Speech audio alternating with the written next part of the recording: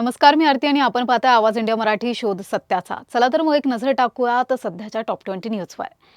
मुख्यमंत्री देवेंद्र फडणवीस यांनी शेतकरी कर्जमाफी आणि क्रॉप लोन संदर्भात मोठे निर्णय जाहीर केले आहेत. कर्जमाफी प्रक्रियेसाठी बँकांसोबत चर्चा सुरू असून ती वेळेत पूर्ण करण्यासाठी नियोजन केल्याचं त्यांनी सांगितलंय. तसंच आता क्रॉप लोनसाठी सिबिलची अट लागू राहणार नसून कोणत्याही शेतकऱ्याची अडवणूक करू नये असे स्पष्ट आदेश देण्यात आले आहेत. त्यामुळे शेतकऱ्यांना कर्ज मिळण्याचा मार्ग अधिक सोपा होणार असल्याची चर्चा आहे. राज्यात पेट्रोल डिझेल टंचाईमुळे अनेक ठिकाणी पेट्रोल पंपांवर लांबच लांब रांगा लागल्या आहेत. खरीपाच्या तोंडावर डिझेल अभावी ट्रॅक्टर बंद पडत असून शेतकऱ्यांना पिकांना पाणी देणंही कठीण झालंय. मुख्यमंत्री देवेंद्र फडणवीस यांनी देशात पुरेसा इंधनसाठा असल्याचं सांगितलं असलं तरी ग्रामीण भागात परिस्थिती गंभीर बनली आहे. मराठवाड्यात अनेक ठिकाणी नागरिक रात्रभर डिझेलसाठी प्रतीक्षा करत असल्याचं चित्र आहे. नीट पेपर फुटी प्रकरणात आता बीड आणि लातूर कनेक्शन अधिक गडद होताना दिसत आहे. अंबेजोगाईतील 2 विद्यार्थ्यांसह त्यांच्या शिक्षिका आईची सीबीआय कडून कसून चौकशी करण्यात आली आहे. या दोघांसाठीच पेपर सोडवण्यात आल्याची माहिती समोर येत असून तपासाची व्याप्ती वाढली आहे. प्रकरणातील कथित मास्टरमाइंड पी.व्ही. कुलकर्णीच्या बीड कनेक्शनमुळे राज्यभरात खळबळ उडाली आहे. नीट पेपर फुटी प्रकरणात अटक करण्यात आलेले डॉक्टर मनोज शिरुरे यांच्या घरी सीबीआयने पुन्हा धाड टाकली आहे. अंबेजोगाई आणि लातूरमध्ये चौकशी दरम्यान काही महत्त्वाचे धागेदोरे मिळाल्याचं सांगितलं जातंय. शिरुरे यांच्या हॉस्पिटल लगतच्या अपार्टमेंटमधून काही महत्त्वाची कागदपत्रे आणि साहित्य जप्त करण्यात आलं आहे.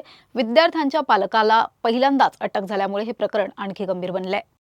राष्ट्रवादी शरद पवार गटाचे प्रवक्ते विकास लवांडे यांना वाघोली पोलिसांनी अटक केली आहे. वारकरी संप्रदायाबाबत केलेल्या वादग्रस्त वक्तव्यामुळे त्यांच्या विरोधात संताप व्यक्त होत होता. अंतरिम अटकपूर्व जामीन रद्द झाल्यानंतर पोलिसांनी तातडीने त्यांना ताब्यात घेतलं. या घटनेमुळे राज्यातील राजकीय वातावरण चांगलंच तापलं आहे.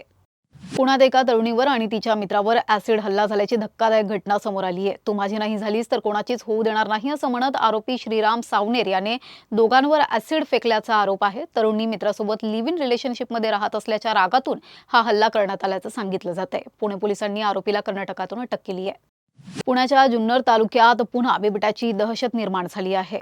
ओतूर परिसरात मॉर्निंग वॉक करत असलेल्या 10 वर्षीय काव्या वाकचौरे हिच्यावर बिबट्याने अचानक झडप घातली. नागरिकांच्या आरडाओरडीनंतर बिबट्याने जंगलाकडे पळ काढला. जखमी मुलीवर उपचार सुरू असून ग्रामस्थांनी वन विभागाकडे तातडीने पिंजरा लावण्याची मागणी केली आहे. अभिजित दिपके या मराठमोळ्या तरुणाने सुरू केलेल्या कॉकरोच जनता पार्टीची सोशल मीडियावर जोरदार चर्चा सुरू आहे. अवघ्या काही दिवसात या पेजला लाखो फॉलोअर्स मिळाले आहेत.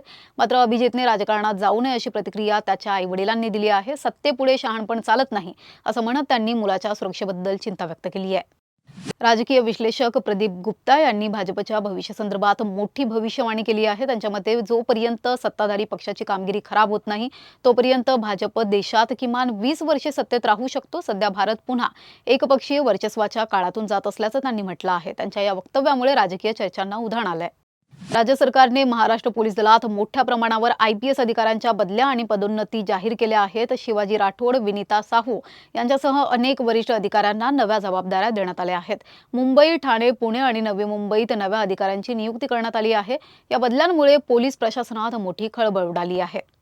पुणे विधान परिषदेची जागा अजित पवारांच्या राष्ट्रवादीची असल्याचा दावा असतानाच भाजपनेही या जागेवर दावा ठोकला आहे. पुणे जिल्ह्यात भाजपची ताकद वाढल्याचं सांगत पक्षाने निवडणुकीत समान संधी असल्याचा दावा केला आहे. त्यामुळे महायुतीत आता अंतर्गत संघर्ष वाढण्याची चिन्ह दिसत आहेत. अंतिम निर्णय पक्षश्रेष्ठी घेणार असल्याचं भाजप नेत्यांनी स्पष्ट केलंय.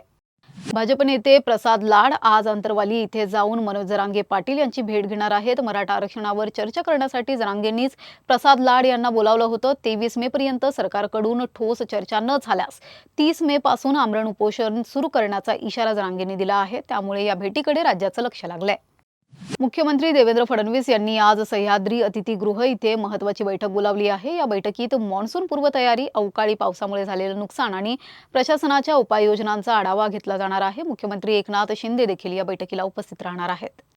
दिवा शहरासाठी अखेर स्वतंत्र 400611 हा पिनकोड जाहीर करण्यात आला आहे. जागा हो दिवेकर या सामाजिक संस्थेच्या सातत्यपूर्ण पाठपुराव्यानंतर केंद्र सरकारने हा निर्णय घेतला. अनेक वर्षांपासून सुरू असलेल्या मागणीला यश मिळाल्याने दिवेकरांमध्ये आनंदाचं वातावरण आहे. आता पुढील प्रशासकीय अंमलबजावणीची प्रक्रिया सुरू झाली आहे. सोनाक्षी सिन्हा आणि जहीर इक्बाल यांनी सोशल मीडियावर मेलोडी ट्रेंडवर भन्नाट व्हिडिओ शेअर केला आहे. मेलोडी खाओ खुद जान जाओ या प्रसिद्ध कॅच फ्रेजवर आधारित त्यांचा व्हिडिओ सध्या व्हायरल होत आहे. सोशल मीडियावर चाहत्यांकडून या जोडीच्या विनोदी अंदाजाला मोठी पसंती मिळते. भारतीय बॅडमिंटनपटू ज्वाला गुट्टा हिने आई झाल्यानंतर 60 लिटरहून अधिक ब्रेस्ट मिल्क दान केलं आहे. हैदराबाद आणि चेन्नईतील सरकारी रुग्णालयांना हे दूध देण्यात आलं. 100 मिली दूधही प्रीमिच्युअर बाळाचा जीव वाचवू शकतं असं सांगत तिने समाजात जागृती करण्याचा प्रयत्न केला. तिच्या या निर्णयाचं सोशल मीडियावर जोरदार कौतुक होत आहे. तुंबाडची मंजुळा या मराठी चित्रपटाचा ट्रेलर प्रेक्षकांच्या भेटीला आला आहे. रहस्य, भय आणि विनोदाचा तडका असलेल्या या मराठी चित्रपटात उषा नाडकर्णी, मकरंद नासपुरे आणि सई तमनकर यांच्या भूमिका आहेत. ट्रेलरमध्ये गावावर घोंघावणारं गूढ संकट आणि अतरंगी गावकऱ्यांची धमाल पाहायला मिळते. हा चित्रपट 5 जूनला प्रदर्शित होणार आहे. Life insurance corporation of India अर्थात LICने मार्च तिमाहीत 23,467 कोटी रुपयांचा निव्वळ नफा कमावला आहे. कंपनीने शेअरधारकांसाठी प्रति शेअर 10 रुपयांचा लाभांश जाहीर केला आहे. कंपनीचा ॲसेट अंडर मॅनेजमेंटही 57.3 लाख कोटी रुपयांवर पोहोचला आहे. आर्थिक वर्ष 2025 ते 26 कंपनीसाठी समाधानकारक ठरल्याचं व्यवस्थापनाने सांगितलं आहे. राष्ट्रवादी शरद पवार गटाचे प्रवक्ते महेश तपासे यांनी मेलोडी चॉकलेट डिप्लोमॅसीवरून भाजपवर निशाणा साधला आहे. यामुळे बेरोजगारी, महागाई आणि इंधन टंचाईचे प्रश्न सुटणार आहेत का, असा सवाल त्यांनी केला. तसेच परदेश दौऱ्यावरून किती तेल आणि गॅस आणला याची माहिती जनतेला द्यावी अशी मागणीही त्यांनी केली आहे. इंधन बचतीसाठी नंदुरबार जिल्हा परिषदने महत्त्वाचा निर्णय घेतला आहे. प्रत्येक सोमवारी अधिकारी आणि कर्मचारी सायकल किंवा दुचाकीने कार्यालयात येणार आहेत. इंधन टंचाईच्या पार्श्वभूमीवर हा उपक्रम राबवण्यात येणार असून प्रशासनाने पेट्रोल, डिझेल साठवणूक करणाऱ्यांवर कारवाईचा इशाराही दिलाय. सध्या या बातमीपत्रात एवढंच. पुढील घडामोडींसाठी बघत रहा आवाज इंडिया मराठी, शोध सत्याचा.